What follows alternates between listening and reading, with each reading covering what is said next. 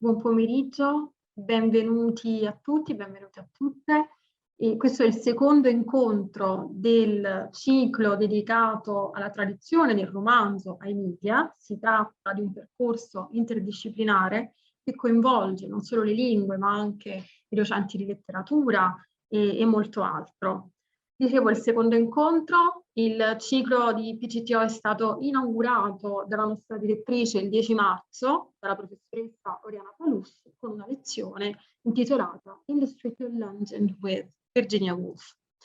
Oggi la professoressa Renna ci parlerà delle tecniche di summary e in particolare il titolo del suo intervento è In Your Own Words, English Summarizing Techniques.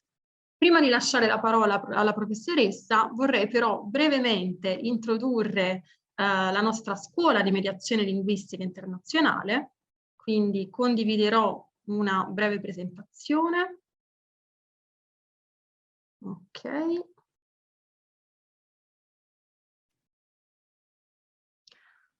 Perché scegliere la SSML, quindi la Scuola per Mediatori Linguistici Internazionale con sede a Benevento? Si tratta innanzitutto di un percorso di laurea altamente professionalizzante. Cosa vuol dire? Che i nostri corsi, non solo di lingua, ma di tutte le discipline oggetto di studio, mirano a formare delle figure altamente qualificate da inserire nel mondo del lavoro, attraverso non solo la conoscenza molto approfondita delle 4 lingue, quindi inglese, francese, spagnolo e tedesco, ma anche attraverso una serie di percorsi ad hoc che guidano gli studenti nella preparazione, quindi nell'ingresso in quello che è il mondo del lavoro, quindi attraverso stage, tirocini sia in Italia che all'estero, attraverso esperienze lavorative internazionali. E infine il progetto Erasmus, fiore all'occhiello del nostro istituto, in quanto avendo una grande disponibilità di borse in rapporto al numero di iscritti, tutti i nostri studenti possono sfruttare questa meravigliosa opportunità di cui vi parlerò tra poco.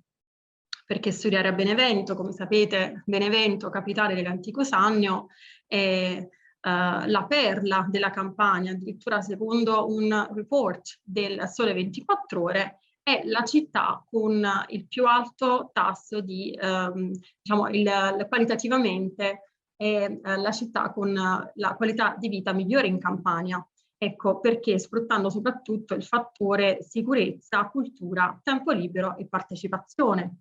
Infatti la nostra città è immersa in un patrimonio culturale inestimabile, dal valore inestimabile. Pensiamo ad esempio alla chiesa di Santa Sofia, patrimonio dell'UNESCO, l'arco di Traiano per quanto riguarda i monumenti, che di recente, proprio settimana scorsa, è stato candidato e ha superato, diciamo, con oltre 200 voti la candidatura di monumento nazionale, quindi non è solo un monumento sannita, e moltissime altre iniziative ed eventi culturali in cui appunto è possibile sfruttare quelle che sono le competenze linguistiche e non del nostro percorso, e perché no iniziare proprio a stabilire una serie di reti che potranno poi servire in futuro per quanto riguarda il mondo del lavoro, quindi sia nel settore turistico sia, come vedremo, nel settore economico-giuridico. Infatti il corso, come vi anticipavo, prevede 2 diversi indirizzi di studio, il percorso economico-giuridico e il percorso turistico, appunto. Condividerò questa presentazione in chat in modo che, se volete, potete poi approfondire quella che è l'offerta formativa di ciascun percorso visitando appunto la pagina.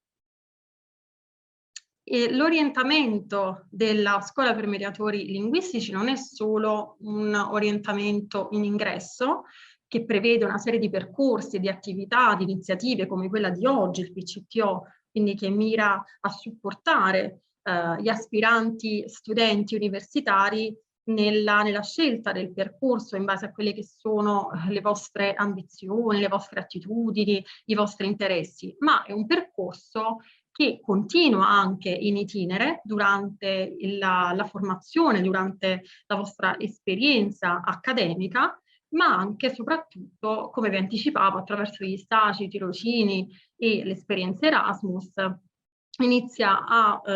questo percorso di orientamento è fondamentale soprattutto in uscita, perché appunto guida gli studenti nell'ingresso del mondo del lavoro, quindi in base a quelle che sono le aree di specializzazione.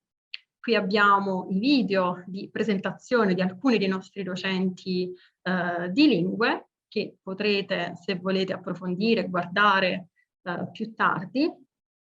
E ci soffermeremo ora su quelle che sono le competenze che potrete sviluppare la scuola di mediazione linguistica e gli sbocchi occupazionali.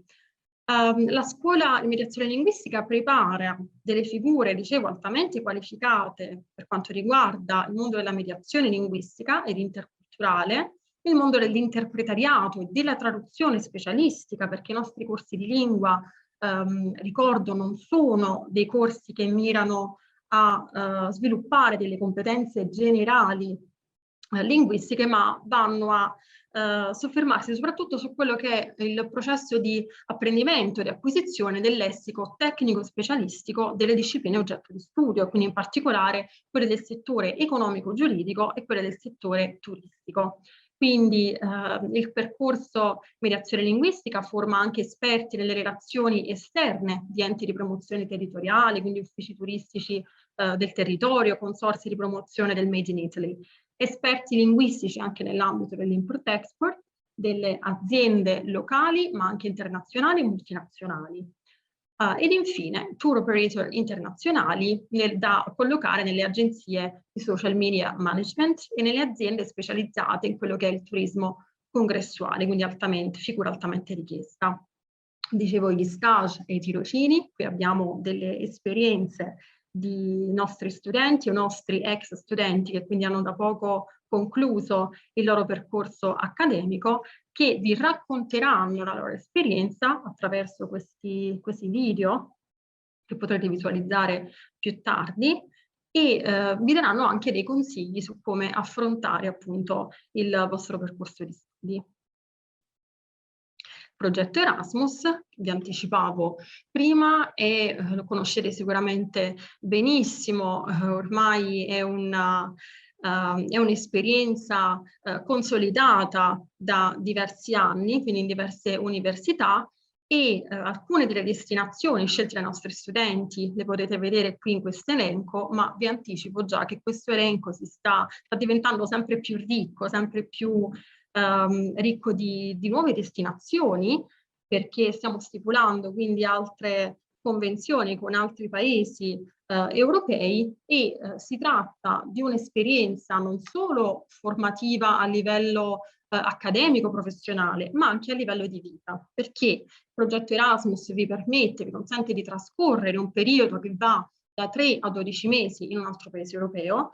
Durante questo periodo avrete la possibilità di confrontarvi non solo con un sistema educativo, universitario completamente diverso, quindi seguendo i corsi in lingua e facendo gli esami secondo quello che è il sistema educativo dell'università ospitante, ma soprattutto avete la possibilità di confrontarvi con persone di lingue e di culture diverse. E ricordiamo, questa è una delle skill fondamentali che prepara proprio la figura di mediatore linguistico e culturale.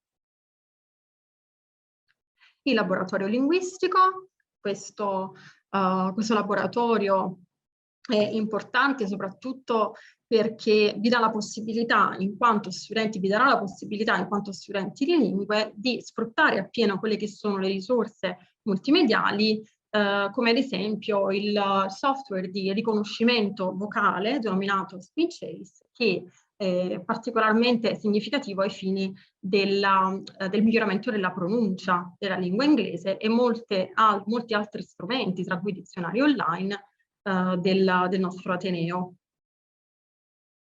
Ecco, questi sono i nostri contatti. Per qualsiasi informazione, chiarimento, vi consiglio di contattare quindi la nostra segreteria, visitare il sito, contattare noi docenti. Siamo qui per aiutarvi nel vostro percorso, nella vostra scelta che vi consiglio di fare con molta serenità ma anche con consapevolezza. Quindi qualsiasi dubbio, per qualsiasi chiarimento, non esitate a contattarci. Ora vi lascio con un video realizzato da nostri studenti ed ex studenti, un video di presentazione sulla scuola di mediazione linguistica internazionale. So, learn, discover and enjoy.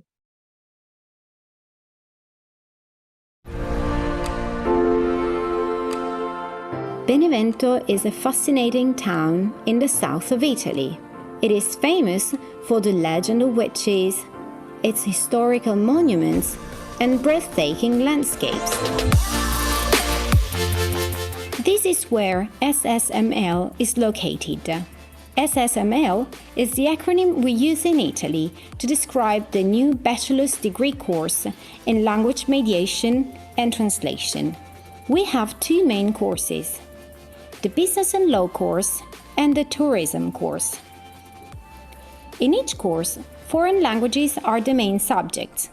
English and French are the standard languages, and then, at the second year, students choose the third foreign language between German and Spanish.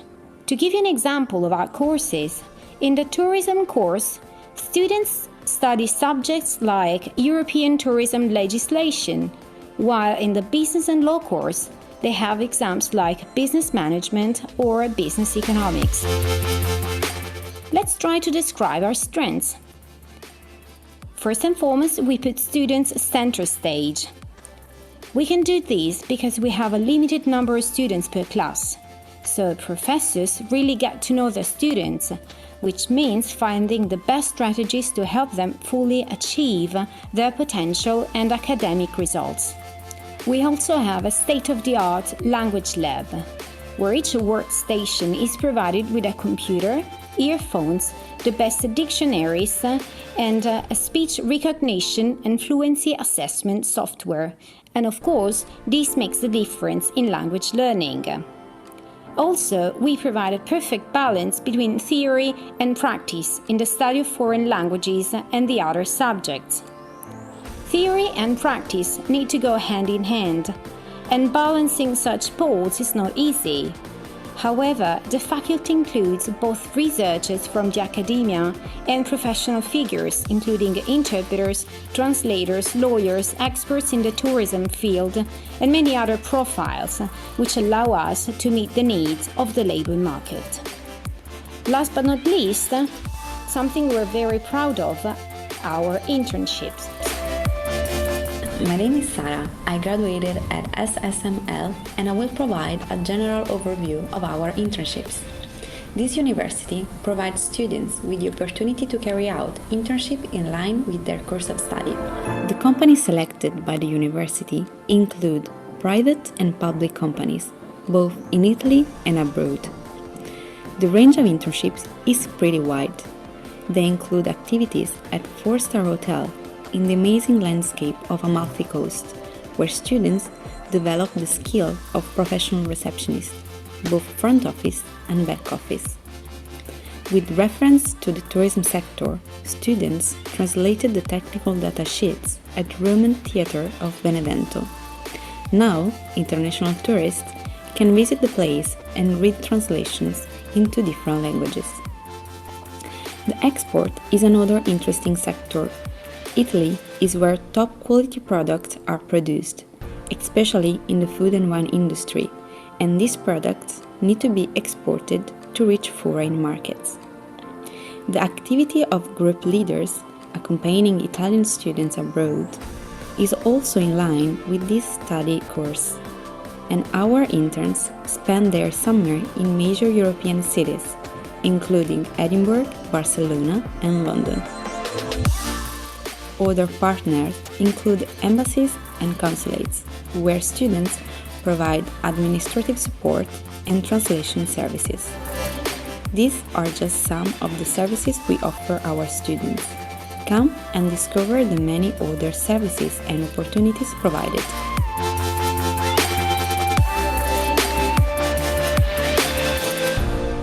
Learn, discover, enjoy.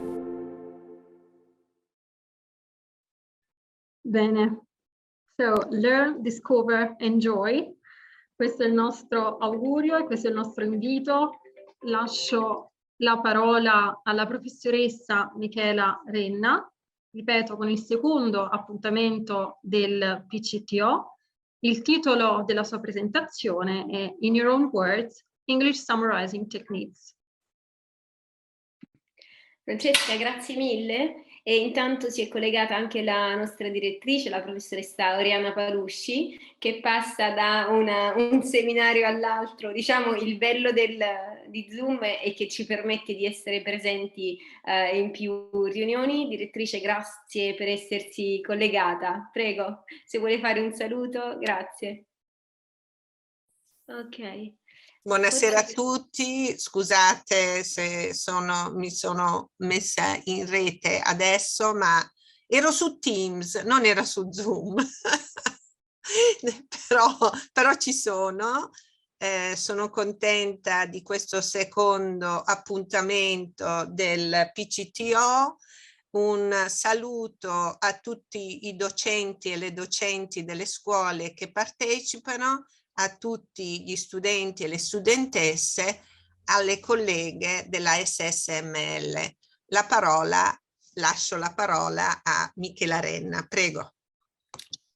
Perfetto, allora grazie mille, un attimo condivido lo schermo.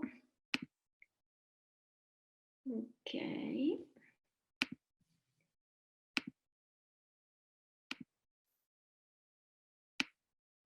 Ok, allora riduciamo un po' le icone.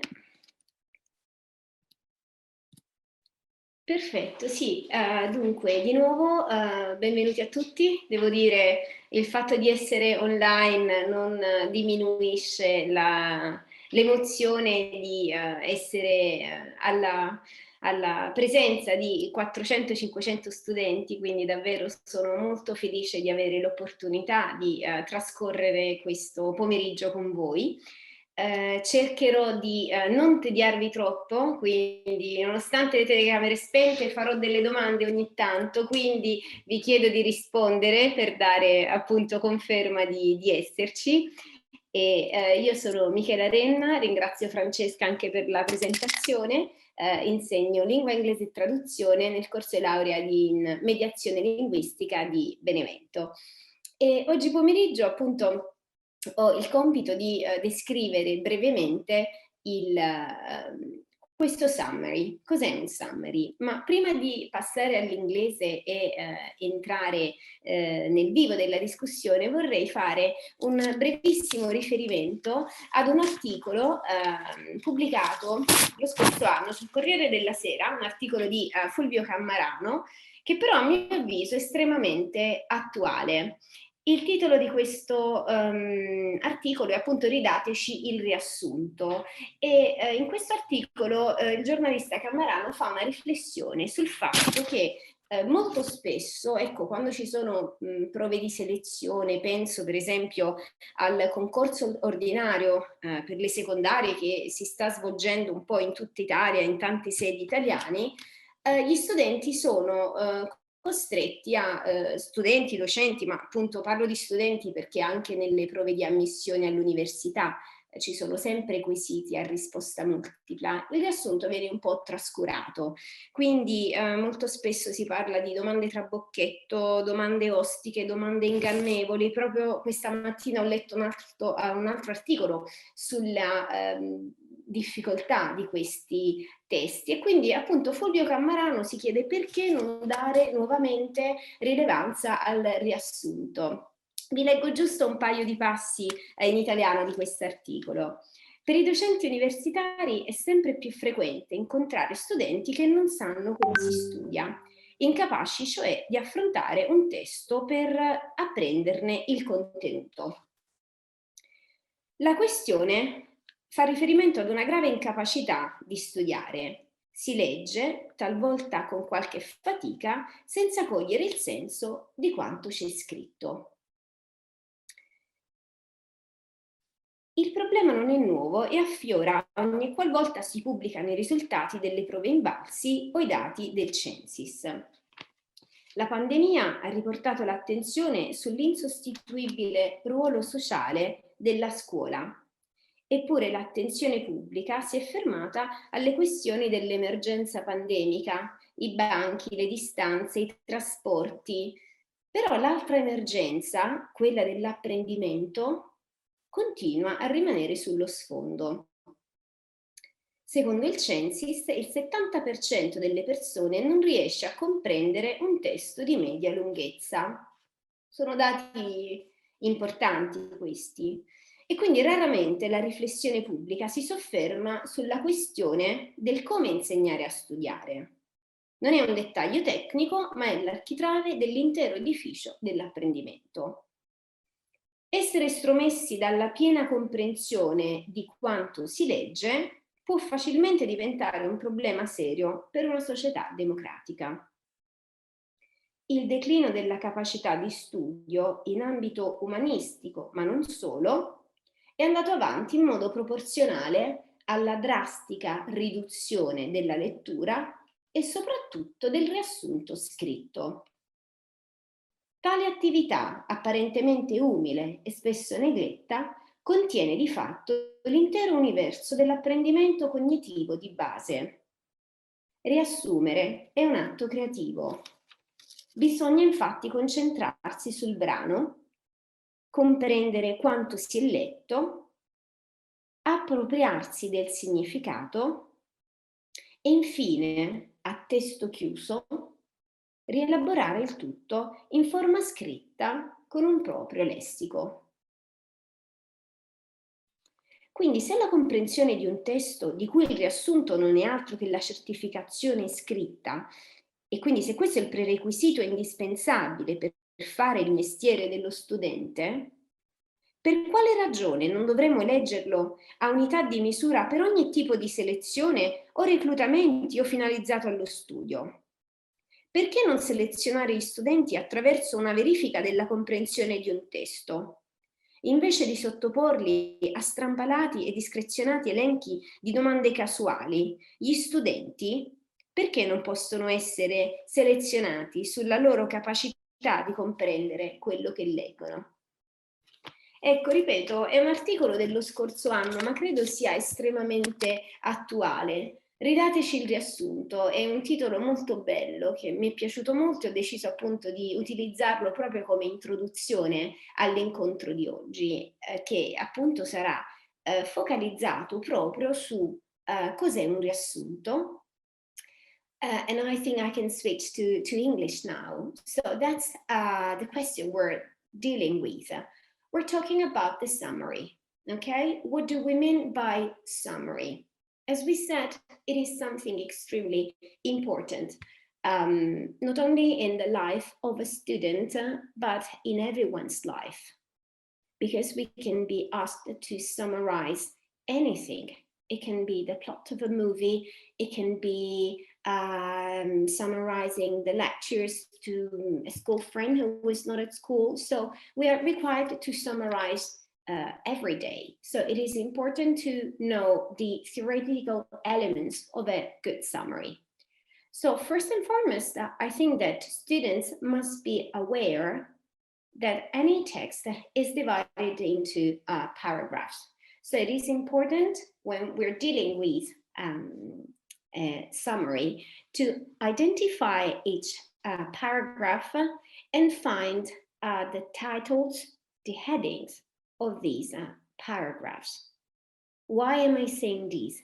Because once we understand the key message that that paragraph is trying to convey, by, you can just write down a word or a phrase just to make sure you understand the meaning and take notes of these. After reading, you will be able to move to the written summary and paraphrase it in your own words, okay? So let's reflect now on what a summary is and what summarizing a text involves, okay? So what do we mean by summary? Of course, you can use the chat box. Francesca, if there are answers, I doubt that at this stage we have answers already, but if so, feel free to stop me and help me, because now that I have the full screen, I'm unable to check the chat box, but feel free to somehow help me and see if we have any answers, okay? So what do we mean by summary? A summary is a condensed version of a larger text. To write a summary, we should use our own words to express briefly the main concept and the relevant details of the text. If you see, I wrote in your own words in red. Why am I saying this? Sometimes students, and in primary school also, I have children, so I am pretty updated with primary teaching at a time. And sometimes students are asked to summarize a text, like, for example, the child is studying history, and he's asked to summarize the text. How? By highlighting the most important sentences of a paragraph and copying them into the workbook, which is wrong. You don't have to copy. Otherwise, it's not a summary, it's a copy. That's why summarizing means understanding the text and rephrasing it using your own words. This is the first golden rule. The summary is also an important activity which is assessed at university. In our university course in Mediazione Linguistica, the summary is a test that students have to do at the second year. And the first thing that we want is students their ability to rephrase. So if they copy the text, they're copying, they're not summarizing. Okay, so they have to use their own words. And what's the purpose of a summary? The purpose is providing the basic idea of the original text, all right? No personal interpretation, it's the basic ideas of the text, focusing on what the text is about and what the author wanted to communicate, okay? That's another important thing to highlight. We're not asked to add our personal opinion in the summary. The summary is just providing a shorter version of what we were said, okay? Why is it important? Being able to combine and condense the key ideas of a larger piece of text is absolutely important. This is a key skill that can be very useful not only at school, but in the workplace. Sometimes we take part to a meeting and we're asked to write the minutes of this meeting, and we have to be able to convey in a few words the meaning of what was said, okay? So it can be in person, it can be over the phone. Any message that we try to convey has to be conveyed clearly in a concise and direct way. So it's a key skill which can become very useful not only at school, not only at the exam, but in everyday life, okay? So, but the title of this meeting is English Summarizing Techniques, okay? So now I'm going to provide you some specific techniques on how to deal with a summary. First and foremost, I believe that knowing the parts of the text that can be key in order to write a good summary, a quality summary. So we have to focus on the structure of the text that we're dealing with, okay? As you all know, a text is made up of paragraphs, which refers to a group of sentences that develop one main idea. Okay? So sentences, a paragraph, of course, is made up of more sentences, but these sentences are combined by the purpose of focusing on the main central idea, right? And all sentences within the paragraph deal with one aspect of a topic and discuss a main area, okay? So now let's focus on the structure of a paragraph, okay? The sentences in a paragraph belong to three kinds. Most paragraphs are structured this way. There's the topic sentence. Do you understand the meaning of topic? Can you follow me? What does topic mean? Let's see the chat box. Okay.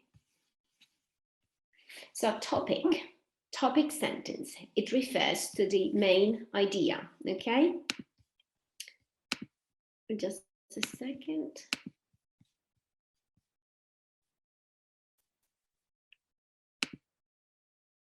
Okay, I cannot see. So the topic sentence focuses on the main idea, okay? Often presented as the first sentence, but let's say it may occur also later in a paragraph. And the topic is l'argomento, no? So it indicates the matter to be discussed and works as a summary of it. It also sets the tone for the organization of the supporting sentences that further explain the concept that we're dealing with, okay? After the topic sentence, we can have one or more supporting sentences, okay? Which, as you may understand, support and describe the topic sentence. They support or explain the idea expressed in the topic sentence. That's why they're called supporting sentences. And after the supporting sentences in the paragraph, we can find the concluding sentence, which, as you may understand, provides a recap of the information that has been presented in the sentences before, okay? So the paragraph is organized with a main idea, which is substantiated by supporting details through the supporting sentences, and the concluding sentence, which provides a summary of the topic. Okay, that's the typical structure of a paragraph. And as I said, paragraphs play a key role in understanding the text. Also, a good summary should be well balanced. So if, for example, you have 4 paragraphs to summarize, it would be wrong to focus on paragraphs 1, 3, and 5 and omitting 2 and 4, because the summary is required to convey the main idea of each paragraph, because each paragraph has something to say. So it is important that your summary is well balanced, okay? So the concluding sentence, we were saying, is important to provide a summary of the main idea of the paragraph. It connects the topic sentence and the ideas presented in the supporting details. Another very important feature, another important element of the summary are linking words or linking phrases, like, for example, therefore, in brief, to sum up, on the whole, resulting, hence, linking words. We're going to focus on it, which are very important, especially when you're approaching your conclusion, but they play a key role in any moment because they connect sentences from a logical point of view, okay? So in a summary, it is important to focus on the structure of the text. It is important to focus on the different paragraphs. We said that a good summary is well balanced, so it provides the main idea of each paragraph. It should be provided using your own words. A good summary should use the right linkers to connect sentences from a logical point of view. And another feature of a summary is coherence. What does it mean? That's a new topic we are introducing now. Coherence refers to establishing a relationship between the ideas which are presented in a paragraph. It brings about a rationale in the way you arrange the ideas in your paragraph, and it makes sure that such ideas are actually flowing in a logical sequence, okay? If there's no logical sequence, it can be difficult to follow. Sometimes, again, if you ask students to summarize something and they omit focusing on the logical sequence, it can be actually difficult to follow the meaning of what they're trying to say. That's why coherence and expressing the ideas in a logical sequence is another key feature of a quality summary, okay? Again, we said that linkers also are extremely important because linkers are words that connect ideas, connect sentences, and they connect ideas from a logical point of view. If you use the wrong linker, you run the risk of being unable to express your ideas and your summary would not make any sense, okay? Linkers, no? Sono letteralmente da to link, collegare, quindi sono I connettivi logici. I show you how important linkers can be. Let's have a look at some examples here. Very easy sentence. Mark doesn't like school. Moreover, or because the other children tease him. Okay? Maybe even if you don't know the verb to tease, okay, let's pretend you don't know the meaning of teasing. But if you use the right linker, the sentence makes sense easily. So this shows that if we use the wrong linker, the sentence does not make any sense, okay? Which one do you think is the correct answer? Which is the correct linker to use here?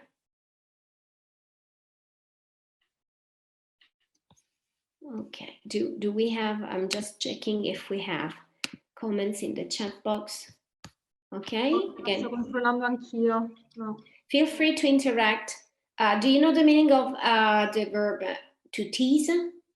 Teasing. Teasing is like. Che scrive because. Because. Okay, grazie Alice. That's right. Okay. Share. Okay. Alicia, that's correct. You see, even if you don't understand teasing, but if I say Mark doesn't like school because the other children tease him, so using the right linker, because somehow helps us understanding that that's the reason why, because the children tease him, okay? To tease, it's like bullying, mistreating, all right, okay. Or the other children tease Mark, so he doesn't like school. You see how smooth it sounds, how it makes sense? Well, it would not make any sense if I said the other children T-smart, besides he doesn't like school. You see, with the wrong linker, we say, what is that? I can make head of tail of it. So we understand how important these tiny words are, the key role that linkers play, okay? Or, I like chocolate because I eat it every day.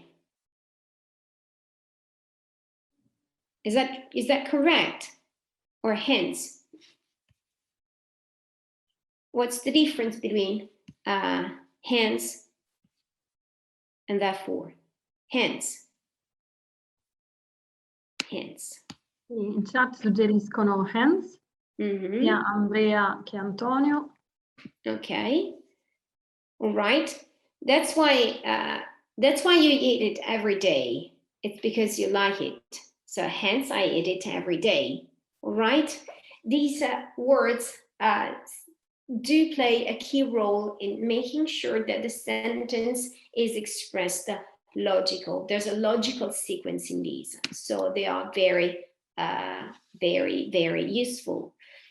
Of course, the more you study English, you have to become proficient, and of course it might be difficult because sometimes we use a linker which is not fully equivalent to what we use in Italian. So in this sentence, for example, this volcano hasn't erupted from or since 1935. Let's say the truth, the languages are different, and sometimes we have, what's this? There's another update, okay. Since, okay, that's very good, because there's a specific date, that's why, but you know, it's very easy, especially for Italian students, to choose the wrong one. And the volcano hasn't erupted during or for more than 70 years. What's the answer here?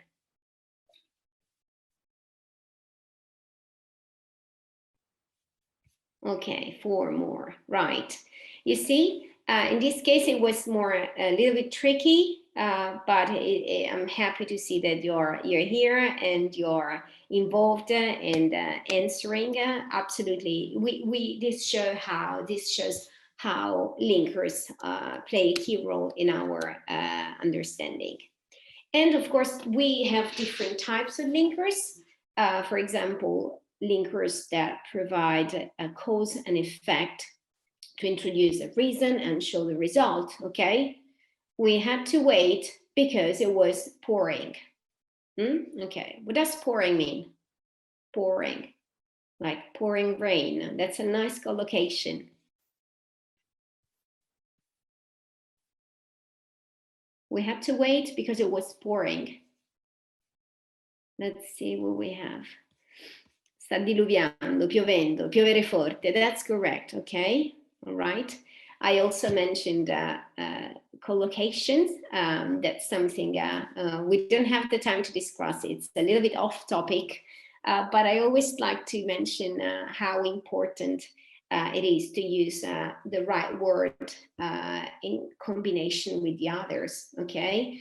In English, we have pouring rain, which is a perfect collocation. It's very predictable in English. In Italian, yeah, someone wrote piovere forte, piove forte. That works in Italian, yeah. Collocation is when words are used together, and if you use the correct collocation, you can really sound like a native speaker. So be very careful about these collocations, okay? Then types of linkers. We have linkers that define a comparison to highlight similarities between two ideas, like life is difficult in extreme poles. Similarly, it is horrible near the equatorial regions. So we're making a comparison between the two ideas, right? or another type of linker that define contrast, that identifies differences between two ideas. So the student did not perform well in the exam. Nevertheless, she got a distinction in French. Okay, you see the contrast between the first sentence, the student did not perform well in the exam. Okay, but however, nevertheless, of course, we can use more than one linker in any language. It's just a matter of choosing the best here. And she got a distinction. So here, this is actually highlighting the contrast between the first and the second. Linkers of time, which of course refer to the frequency of an event, like the bell rang and the students left immediately. Okay, that's pretty easy. And there are linkers used to define addition. You may want to add an idea like, it is very hot today. Moreover, there's a power failure and no air conditioning. Okay, so in the first sentence we have, it is very hot. And in addition, moreover, there's a power failure. What's a power failure? Let's see. A power failure.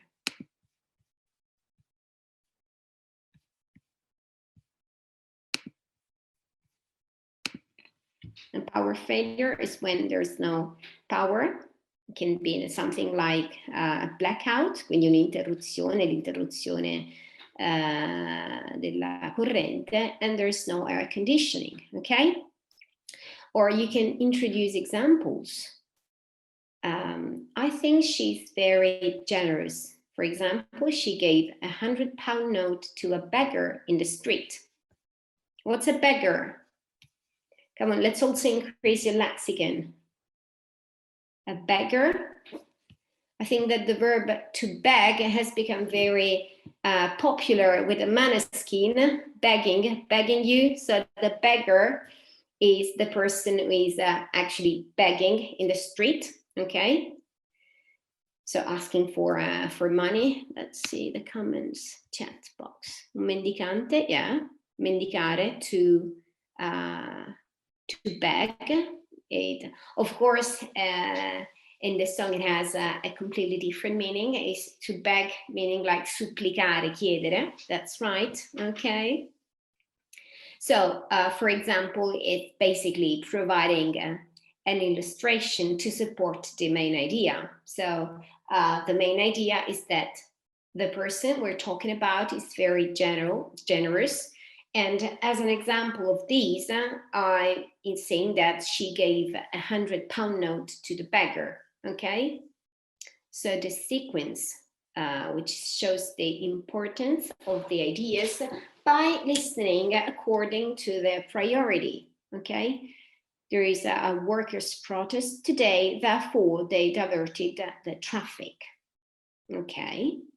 And if you remember, we said that when talking about the different types of sentences within a paragraph, we said that the concluding sentences are very important, and especially there when you're approaching the end, you're concluding something, you can use phrases and linkers like these, like in brief, in conclusion, to sum up, which provide the idea of the summary. You're drawing a conclusion, you're summarizing an idea, okay? So it is an amazing story. The actors performed well. The direction is outstanding. The settings are breathtaking, and in brief, it's an excellent film, okay?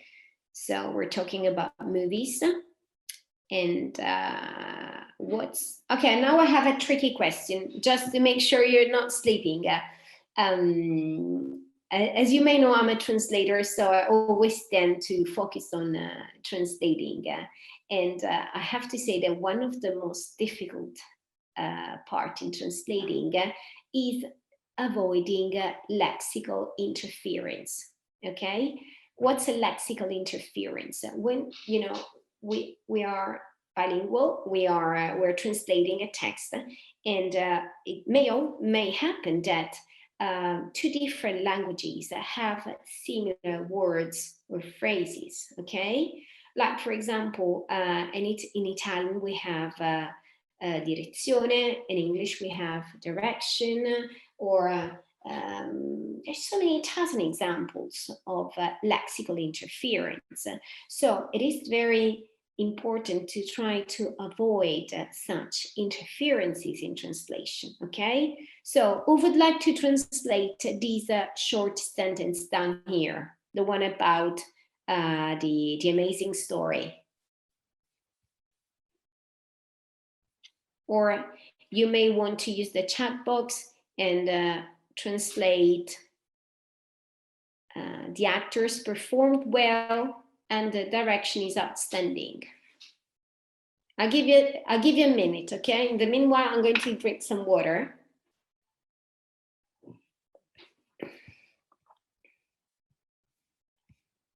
Okay, Maria Beatrice, that's good. I think direction is the regia. You're completely right. That's very good. You know, it is so easy to say la direzione era spettacolare, no? It's so easy. It's so easy because of the lexical interference. And or one of the most common, I remember when I was living in London and I was looking for a job, and I was having an interview, and there were other people with me waiting for this interview, and they said, oh, sono così nervosa per l'intervista. Ok, interview. Non è un'intervista, a job interview. What's a job interview? È un'intervista di lavoro? No, of course it's not. What is that? How do we say? È un colloquio. That's right. Very good. But you know, it's so when you're focusing, when you're aware, it can be easy to find the right words. But if you're not aware of these, it's so much easy to make mistakes. Okay, so this is something we have to be aware of. Okay. So back to our linkers. There are so many that can be classified according to the meaning they have, according to the role they play within a sentence. There can be linkers relating to time, like earlier, always, meanwhile, once, simultaneously, or there can be linkers connected to the idea of addition. So you can add more information. You can say furthermore, you can say moreover, you can say besides, next, further, right? Linkers that refer to place. So nearby, wherever, neighboring. So every linker has its own role, right? Comparison, clarification, especially when you are trying to express a difficult concept. You may want to say in other words, or to better explain, or i.e. To rephrase, to clarify, to put it another way. Okay, there are so many ways that you can rephrase what you're trying to say. Okay. Sequence, summary, intensification, they do play a key role, okay? So possible steps when dealing with, with a summary. The student is provided with a text, okay? First and foremost, he has to read it, understand it. Number two, divide the text into paragraphs, okay? Bear in mind the type of structure that a text may have, that a paragraph may have, and this is going to be very helpful. Step number three, we already mentioned this at the very beginning of my presentation. Trovare un titolo, finding a title, finding a heading for the different paragraphs. Why am I saying this? Because when you have like a 600 text in front of you, you read it, you understand it. Yes, you divide the paragraphs, but once you divide it into paragraphs, it can be very helpful to have, to quickly write down titles or headings, because this is going to help you a lot when you will have to move to the final step of writing down a summary in your own words. Okay, because otherwise you may forget. You read the paragraphs, the topic sentence, the supporting sentence, the concluding sentence, and then you may also miss and forget the main message that that paragraph is trying to say. Okay, so finding the heading for each paragraph is extremely important. And we said that the paragraph, the summary has to be well balanced. So this is something extremely important. Okay, of course, I encourage students to identify the topic sentence. Why am I saying this? Because it is the first sentence of each paragraph, usually, which gives the main idea of the paragraph. Okay. And then you can check for the supporting sentence, supporting the main idea, and then you can check for the concluding sentence because it usually provides a summary of the main idea that that paragraph is trying to convey. Okay. So write down any important keywords. We mentioned the heading. Heading è un po' il titolo, no? But we can also refer to keywords. Keywords are as well important to focus on the main concepts, the main message that that paragraph is trying to convey. Also, it is better to transform the direct speech into reported speech. Okay, why am I saying this? Because as we said, a summary is a condensed version of a longer reading, and the reported speech helps you to be concise. So this is generally the rule.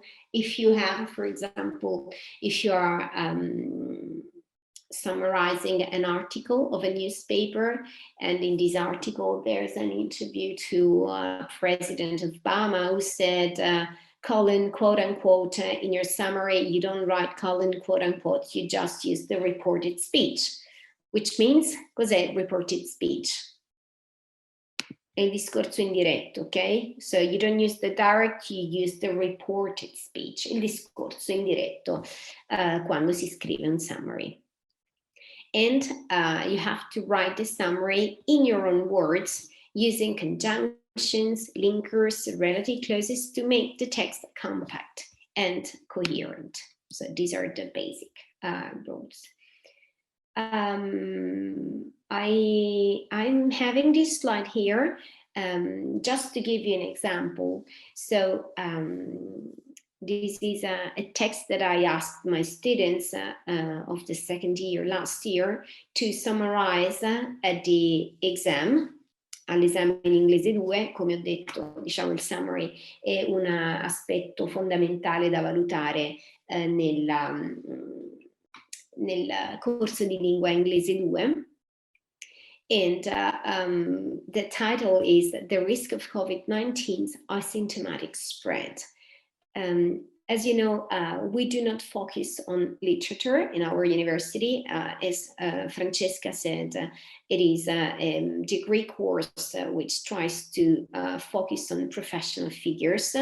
I'm a translator. I can tell you that literally, basically, what is very requested on the labor market is the translation of text that can be classified in the domain of specialized discourse.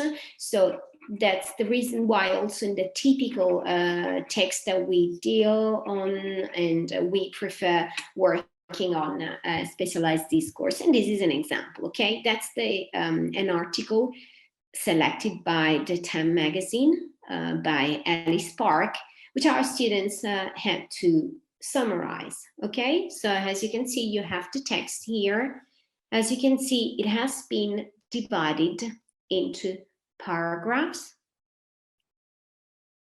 And it's not very easy to read, but that doesn't matter. I just want to give you an idea of how to work on it, okay? So you read the first paragraph, and what did I write here? Asymptomatic spread. Why? Because the main concept that this message is trying to convey is about asymptomatic spread, okay? The risk of this. Or, for example, in this other paragraph, high risk spreading by asymptomatic patients, or lung damage in asymptomatic cruise ship passengers. Why are people asymptomatic? Okay, again, just to give you an example of what I mean by writing headings. Why are these important? Because if you have just 1 hour to read the text and summarize it, you may run the risk of forgetting the key message. So if you're facing, if you're in an exam and you're asked to summarize a text or to answer questions, I do suggest you to use keywords and headings to make sure you focus on the key message that that paragraph is trying to convey, okay? So, useful tips, consigli utili, pratici per gli studenti che ci stanno seguendo in questo momento. Read and understand the text. Be accurate. Never change the meaning of the original, okay? Why am I saying this? Because sometimes we might be asked to summarize a text that we do not agree with. Okay, so what do we have here? Just a second. I'm reading the chat box. Avere le slide. Va bene, sicuramente se ci sono delle parti possiamo fare una selezione, d'accordo, Gabriella? E what we say, all right. Ok. Aspettate, non riesco a ridurre ad icona perché si è bloccato. Ok, la professoressa mi c'era, pensavo fosse una studentessa. Perfetto, ciao Paolo, buon pomeriggio. Ci vuoi fare un saluto, Paolo? Continuo a parlare, d'accordo, volevo preservare un po' la mia voce, va bene, riparto con l'inglese. Ah, non puoi parlare, ok, vediamo un po', ask to unmute, vediamo un attimo. Ecco, mi hanno attivato, ecco, finché non mi attivano non posso. Buon pomeriggio a tutti e un saluto ai ragazzi che ci seguono.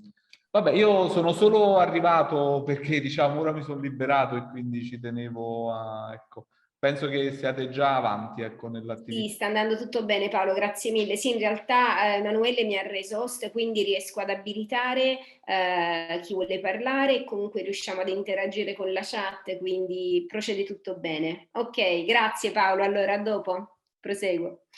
So, let's going back to these. I was saying, why did I put this in red? Never change the meaning of the original, because sometimes we can be asked to summarize a text we do not fully agree with. And there might be the temptation of changing something or adding your personal opinion, but this is not what we have to do, right? This is not what we are asked to do. A summary requires the writer, the student, the author to provide a condensed version of that reading without adding other information, okay? Another important topic is looking for important facts, important statements and idea without focusing too much on numbers, dates, statistics, details, which can run the risk of losing the main concept, the main idea we're trying to say, right? So we of course, we can provide statistics, but not too much. Of course, we can use numbers, of course, we can use dates, but when do we use them? When they are crucial for the understanding of the text. okay?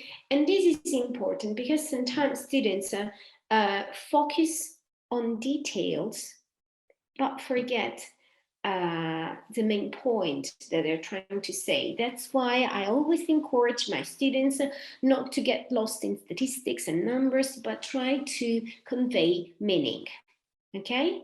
And students are also required to cut the original text to 1/3 approximately, okay? So that's another important information that I'm trying to get my students. So cut the original text to 1/3. Right, so it is important to know the word count of the text to have a well-balanced summary, okay? Other useful tips. The summary is usually written in the present tense, okay? That's the general rule. A few weeks ago during an exam, a student of mine said, oh, but we have the past. Can I use the past or do I have to use the present? Because you said that we have to use the present tense. Yes, that's the main rule, okay? The general rule is that the summary is usually written in the present tense, but past events can be reported in the past if they refer to the past. They can be reported in the future if they refer to the future, okay? And statements or questions which are made in the past may be reported in the past, of course. So that's just a basic rule that we give, right? And do not rewrite the original text. A summary is not about copying, it's not about rewriting. Summary is about using your own words. A summary is about rephrasing. A summary is about paraphrasing. Parafrasare. Dire lo stesso concetto utilizzando parole diverse. And never put any of your ideas or your opinions or interpretations into the summary, because it's not an essay, it's not your opinion on a specific topic, it's a summary, it's reporting the same text in a more concise version, okay? So a summary should be clear to the person who hasn't read the original text. And this is another very important issue. Sometimes when I ask students to summarize something, it can be a little bit confusing if I don't have access to the original reading, which is wrong, because the summary should be immediately clear, even for those who do not have access to the original text.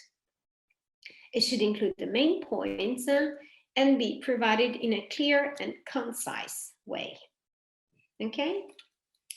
And so once you write down your summary, you have to revise it.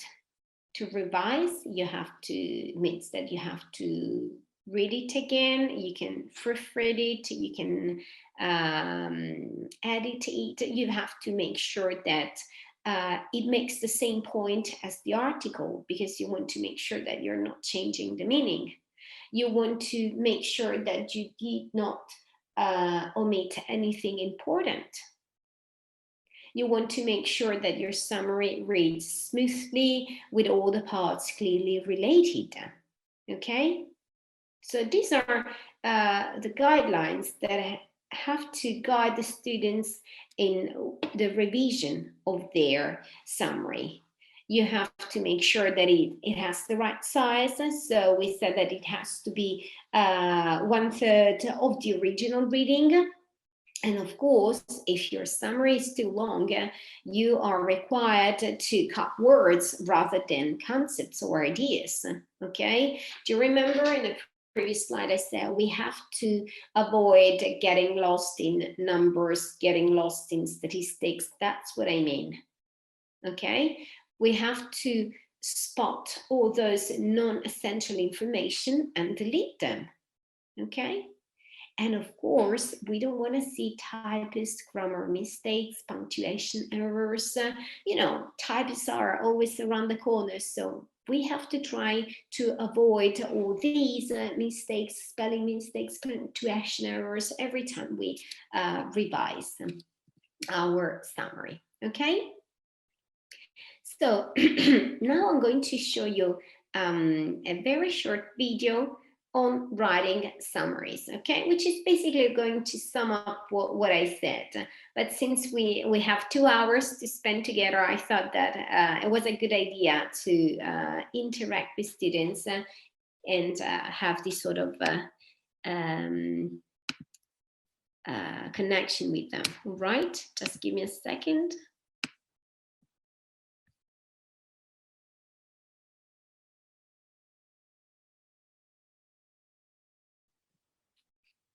Just 1 second. I'm making sure I have everything here.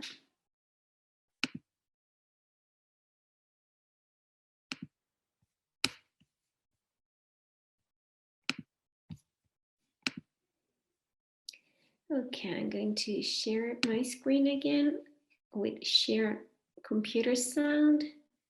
Share. Okay.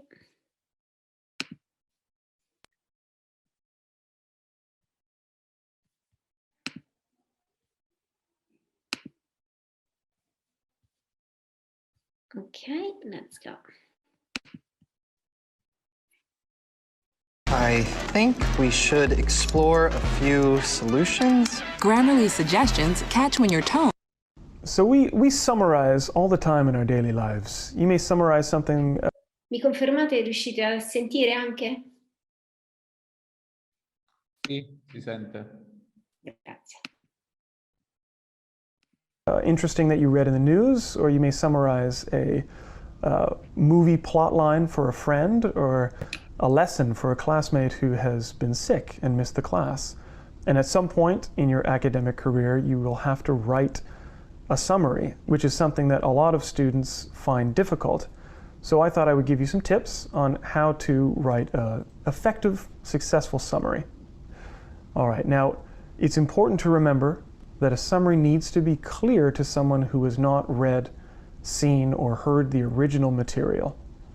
Now you have to include all of the essential information that a person would need to understand without reading the original source. So you have to include all of the main points. Now that's pretty much what a summary is.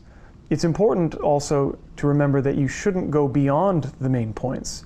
It's important that a summary be as brief as possible. So you don't want to get too specific with details like numbers, statistics, dates, figures, that kind of thing, unless it's absolutely necessary for the reader to understand it.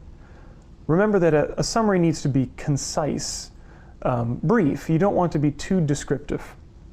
All right, so a good summary should follow and maintain good paragraph structure. So you want a topic sentence, and supporting sentences, and a concluding sentence. Now it's important for the topic sentence of a summary to identify itself as a summary. So you should include the title or the author or the speaker of the original material in your topic sentence. And then the supporting sentences are the main points. And it's important to try to follow the same order that the information is presented in the original material, again, if possible. There are times, perhaps, if you're summarizing a story, where the original story is not in chronological order, and it may make it easier for the reader to understand it if you change the order. But in general, you want to keep the same order. Now also, in a summary, you should be paraphrasing. You should not be using direct quotes from the original material, and you should not be copying and pasting sentences right from the original. You should be using your own words. And last, it's important for a good summary to be objective, meaning you should not include your opinion in a summary. Remember that you're just reporting information from someone else's piece of writing or a lecture. So if you follow these tips, you'll be that much more likely to write a successful summary. So if you want practice with summaries, follow the link at the end of this video.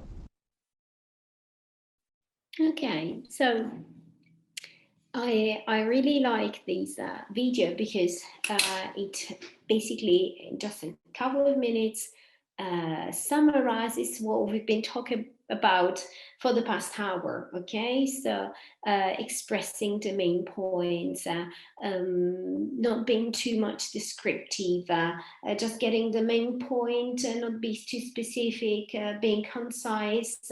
And also another feature that was important to highlight, in my opinion, was that it is also important to use the same order as the original, if possible. Of course, there are cases when this is difficult, when depends on the occasion, but using the same order is definitely something very, very useful. Okay, so let's move forward. Okay. And okay, what do we have here? We have Tom Hanks in Forrest Gump. I decided to, again, it's 2 hours together, so I wanted to have some interaction with the students. And I was thinking about, let me try to show the students how summarizing a movie plot can be a required skill, okay? And I've been thinking a lot about what kind of movie to share with the students, and I decided to opt for Forrest Gump because I think this is something very popular, should be also very popular among your generation. Do most of you know Forrest Gump? Are you familiar with this movie? It's the story of a young man who, while waiting at a bus stop, describes his life to other people who are actually waiting for the bus. Okay, and I was saying that summarizing can actually be a skill very useful in different occasions. We're going to see now Forrest Gump movie trailer, ok? And then we're going to quickly summarize it, ok? Ma lo conoscete questo film? Forrest Gump. Io intanto cerco il file da condividere. Voi fatemi sapere se lo conoscete.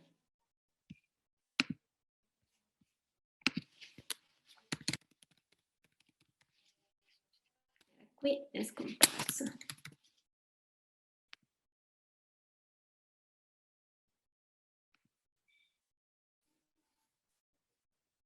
Hello, my name's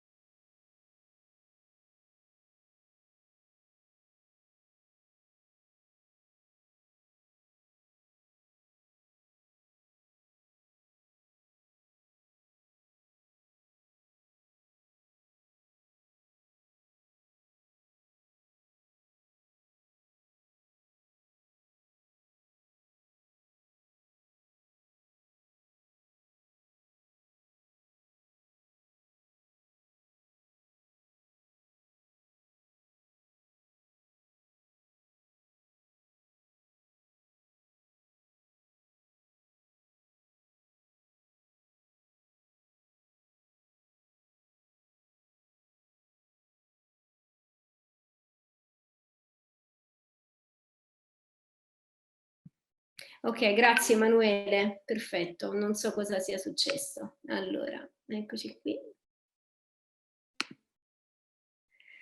Allora.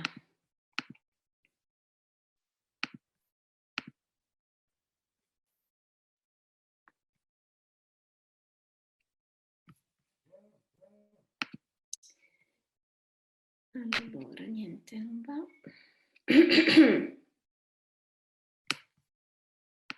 Ci siamo quasi, un attimo. Ok. Sì. E allora, un attimo, quando vado in condivisione mi dà un messaggio di errore. Riprovo un attimo. Ok, è andato. Lo vedete ora? Paramount Pictures? Perfetto, ok, grazie. Name's Forrest Gump. Would you like a chocolate? Oh, thank you. It's funny what a young man recollects. You're the same as everybody else. You are no different. Your boy's different. Are you stupid or something? Mama says stupid as stupid does. I'm Jenny. I'm Forrest Gump. She was my most special friend. My only friend. We was together all the time. We was like peas and carrots, Jenny and I. Run, Forrest! Hey, stupid! Run! Now, you wouldn't believe it if I told you, but I can run like the wind blows. Who in the hell is that? That there's Forrest Gump, Coach. Just a local idiot. I never thought it would take me anywhere. They even put me on a thing called the All-America Team, where you get to meet the President of the United States. Congratulations. How does it feel to be an All-American? I gotta pee. I believe he said he had to go pee. Now, maybe it's just me, but college was very confusing times. Have you ever been with a girl, Forrest? I sit next to them in my home economics class all the time. Have you given any thought to your future? Go! What's your sole purpose in this army? To do whatever you tell me, drill sergeant? You're a damn genius. You are going to be a general someday, Gump. Yes, drill sergeant! They sending me to Vietnam. Listen, you promised me something, okay? If you're ever in trouble, don't try to be brave. You just run, okay? Okay. Where you boys roaming the world? Alabama, sir.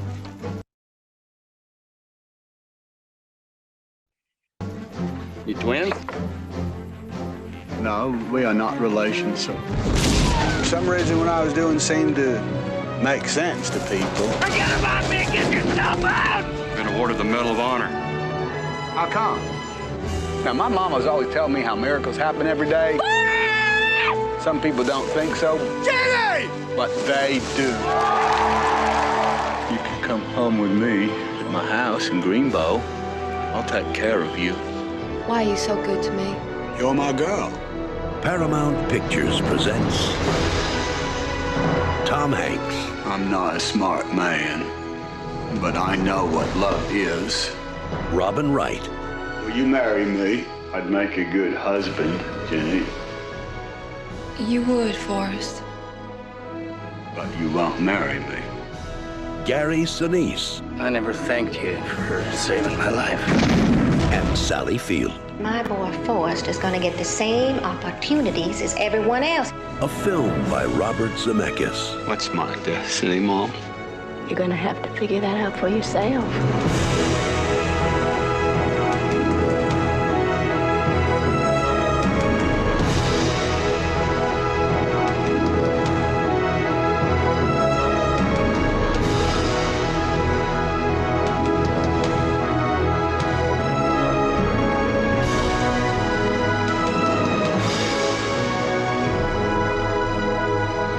The world will never seem the same once you've seen it through the eyes of Forrest Gump. My mom always said life was like a box of chocolates. You never know what you're gonna get.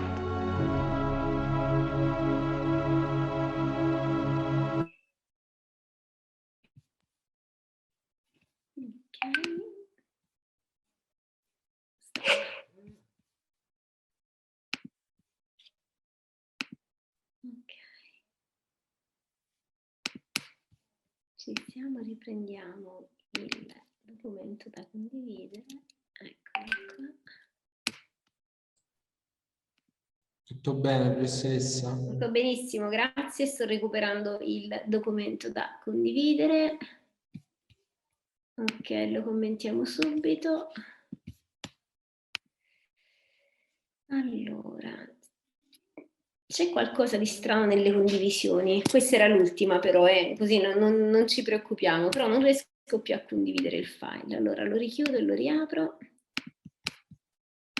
Poi assistenza, prometto di non condividere più alto, mi sto ferma sulla mia presentazione, ok? Così non abbiamo difficoltà. Ora è aperto, dovrei semplicemente condividerla, ma non c'è. Allora, chiudiamo tutte le altre.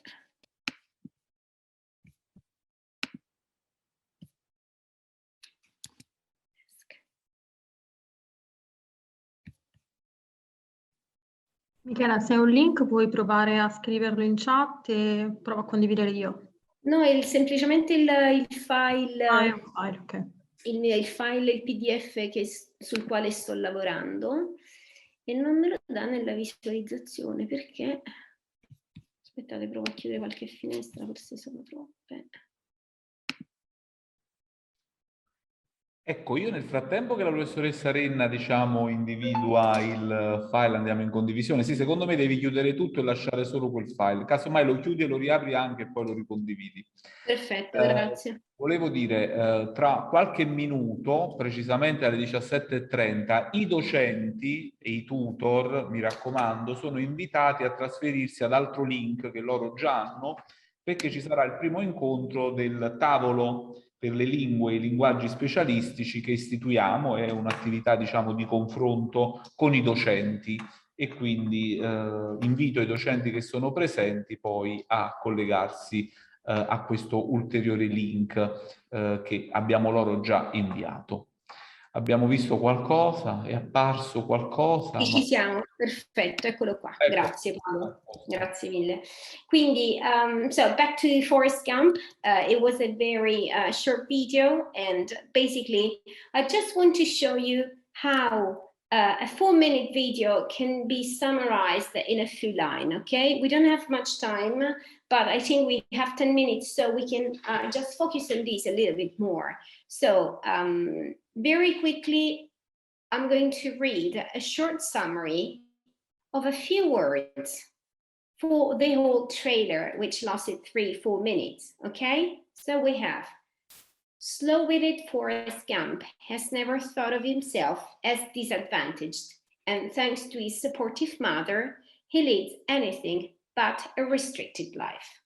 Okay, so have a look at the words in red, thanks to, whether, but, okay, the linkers we've been talking about. All right, now I wrote slow-witted, but how do I understand these? I mean, which are the phrases that they use to describe Forrest Gump as a slow-witted man? They said, for example, I'm not a smart man. There's the sentence that he always says, stupid is as stupid does, okay? Or no one said that he has a supportive mother, but this has been rephrased because the mother says, you are the same, you are no different, you're going to have the same opportunities as anyone else, right? Then, whether dominating on the football field as a college football star, fighting in Vietnam, or captaining a shrimp boat, Forrest inspires people with his childlike optimism. Okay, so he leads anything but a restricted life. He's on the All-America team. He meets the President of the United States. He's the captain of a shrimp boat. He enlists in the army, okay?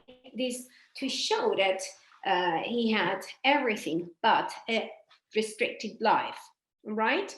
And there's a final reference to love. So, but one person Forrest cares about most, maybe the most difficult to save, is childhood love, the sweet but troubled Jenny.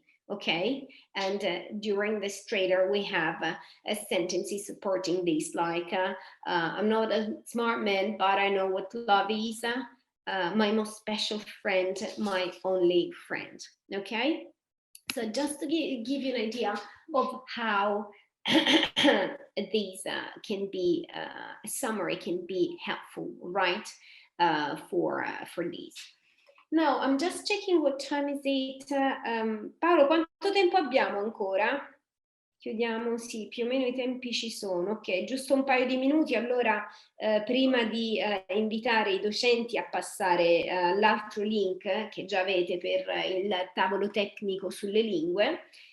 So very quickly, I just want to show you in a couple of minutes how to switch from theory to practice, okay? During the previous lesson with Professor Palucci, she introduced us to the life of Virginia Woolf in the streets of London, okay? So let's pretend the student is required to summarize this text, okay? You can easily, do a word count check with a Woolf file.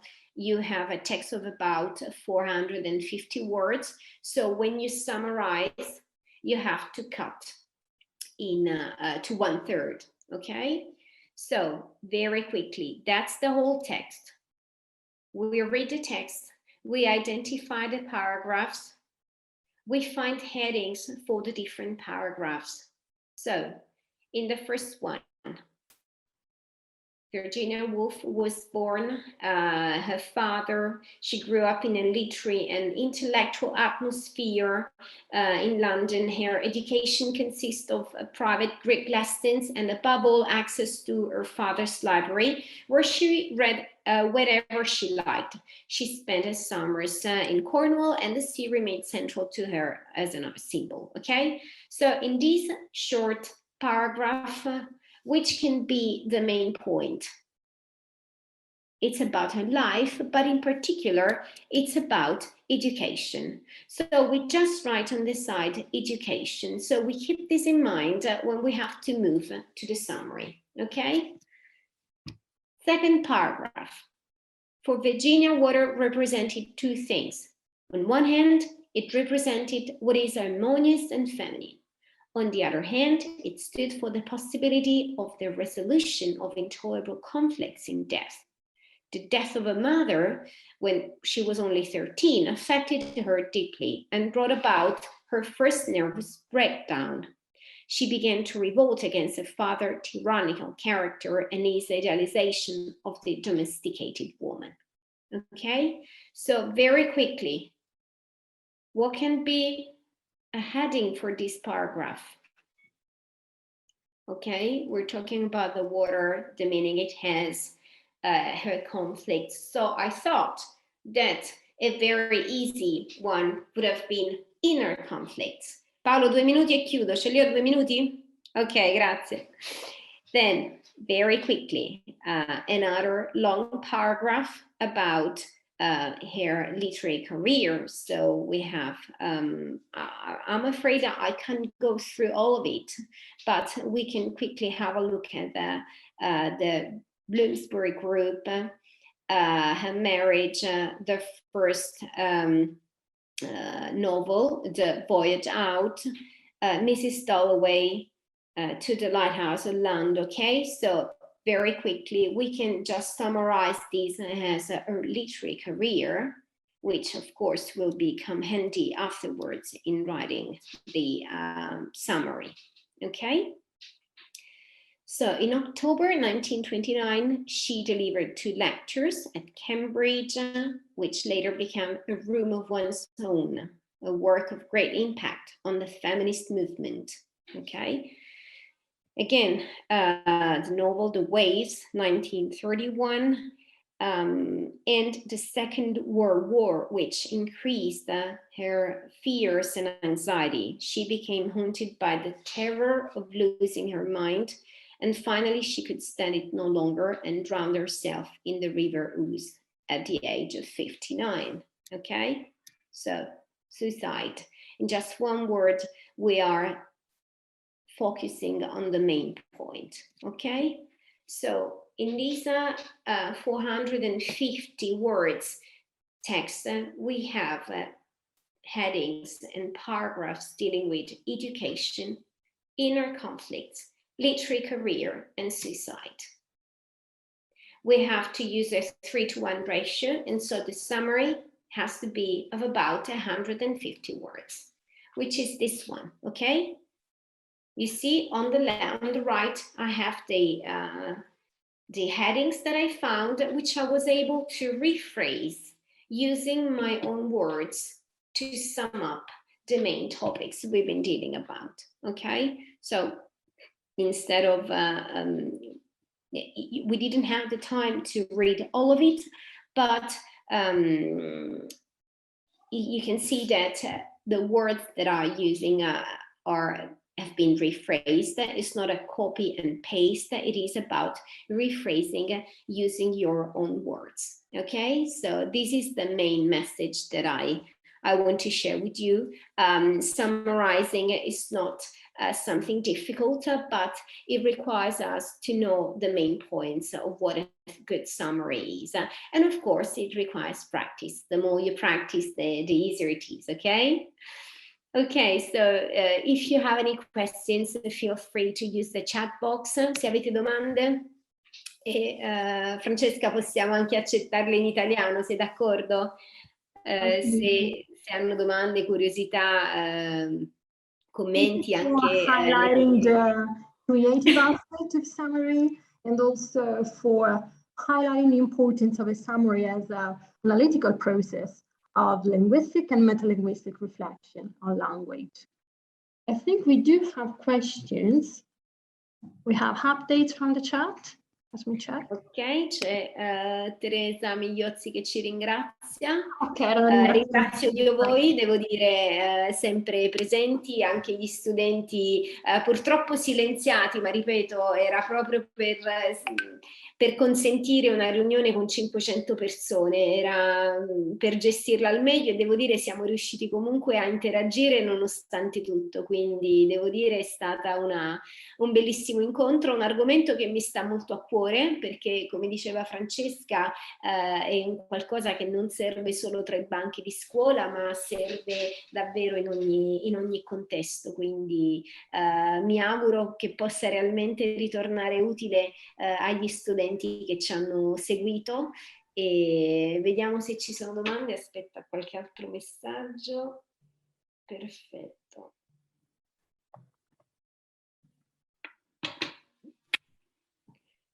Ci sono domande da parte degli studenti, delle professoresse che ci seguono, che comunque ringrazio davvero per essere presenti sempre. Ripeto, non ci conosciamo personalmente, ma davvero sempre presenti ai nostri appuntamenti. Grazie.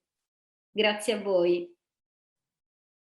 Bene, ringrazio, dicono very useful, thank you. Ok, grazie mille. Allora, se non ci sono altre domande, ci salutiamo. Credo che abbiate tutte il link per accedere al tavolo tecnico, che avrà inizio tra 5 minuti, quindi il tempo di bere un bicchiere d'acqua, e ci rivediamo nell'altra riunione, d'accordo? Grazie Michela. Grazie mille. Eccoci qui, grazie. Direttrice, perfetto, ci stiamo scollegando per passare al link del tavolo tecnico. Sì, ma prima dobbiamo ringraziarti, Michela. Bisogna, nonostante qualche problema tecnico, sei stata molto chiara e incisiva, e penso che gli studenti abbiano gradito questo intervento sul riassunto.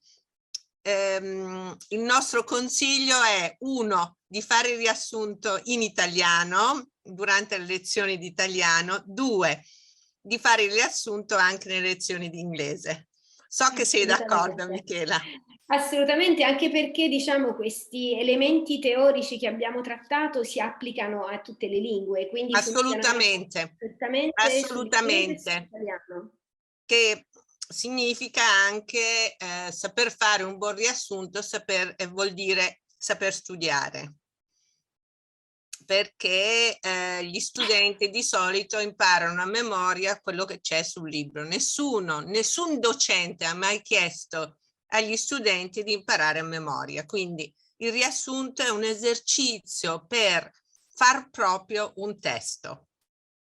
È così, esattamente questo. Ricordo le parole degli insegnanti non imparate a memoria, rielaborate, ed è tutto quello, la sintesi di questo discorso. Grazie direttrice, grazie mille. Bene, a tra poco. Arrivederci, grazie. Arrivederci. Grazie.